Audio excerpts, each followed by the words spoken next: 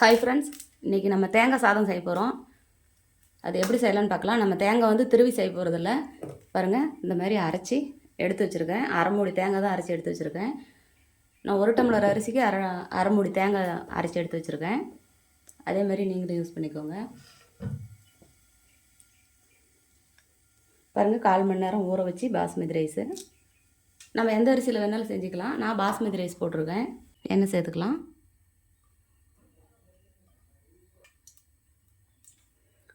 பாருங்கள், ஒரு அன்னாச்சி மொக்கு,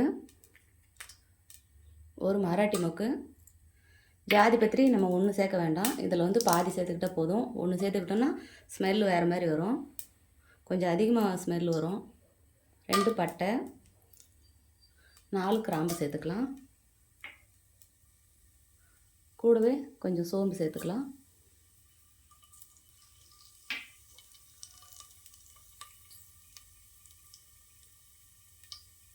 பாருங்கள், பெரிய வெங்காயம் நீல வாக்கில் ஒரு வெங்காயம் கட் பண்ணி வச்சுருக்கேன். மிளகாய் வந்து நான் வெட்டலை. இங்கே பாருங்கள், இப்படி தட்டி வச்சுருக்கேன். ஒரு 6 மிளகாய் சேர்த்துக்கோங்க. கருவேப்பிலை சேர்த்துக்கலாம். வெங்காயம், பச்சை மிளகாய்.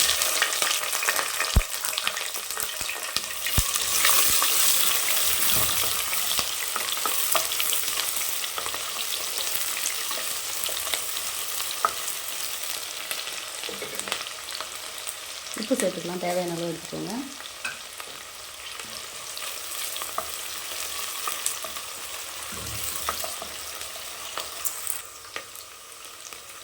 இஞ்சி பூண்டு ரொம்ப நைஸாக அரைக்க வேண்டாம், கொஞ்சம் தட்டி சேர்த்துக்கலாம்.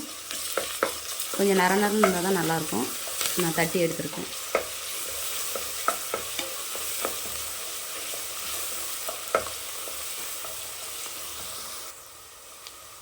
தேங்காய் சேர்த்துக்கலாம்.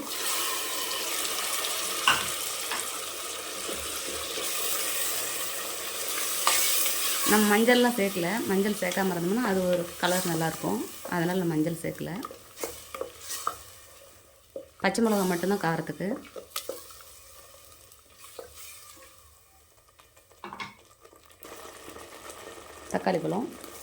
தக்காளி பழத்தை நல்லா மசிக்க வேண்டாம். அப்படியே 1 2 இருந்தால் போதும், இல்லைன்னா கலர் மாறிடும். ரைஸை சேர்த்துக்கலாம்.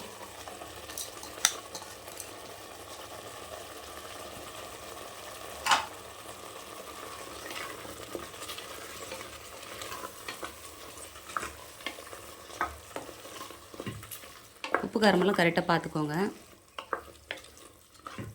இப்போ நம்ம 1 டம்ளர் அரிசி சேர்த்துருக்கோம்.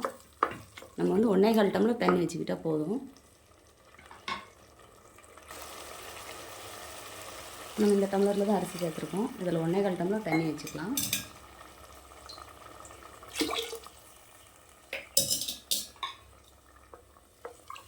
உப்பெல்லாம் கரெக்டாக பார்த்துக்கோங்க.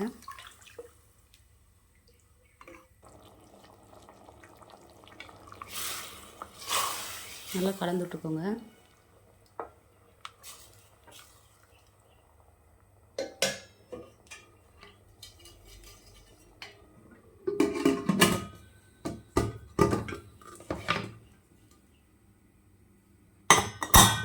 ஒரே ஒரு விசில் விட்டால் போதும். பார்க்கலாம்.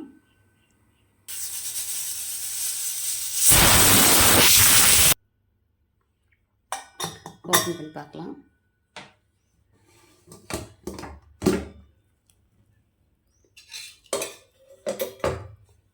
சூப்பராக இருக்குது பாருங்கள்.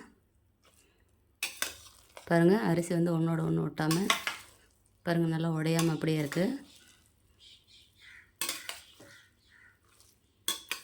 இதுக்கு தேங்காய் சட்னி செம சூப்பராக இருக்கும். இதேமாதிரி நீங்களும் உங்கள் வீட்டில் செஞ்சு பார்த்துட்டு எப்படி இருக்குன்னு எனக்கு ஒரு கமெண்ட் பண்ணுங்கள், லைக் பண்ணுங்கள், ஷேர் பண்ணுங்கள், ஒரு சப்ஸ்கிரைப் பண்ணிடுங்க. பாருங்கள், சாப்பாடு சூப்பராக மணமாக இருக்குது. இதை நம்ம இப்போ ஒரு பிளேட்டில் மாற்றிக்கலாம்.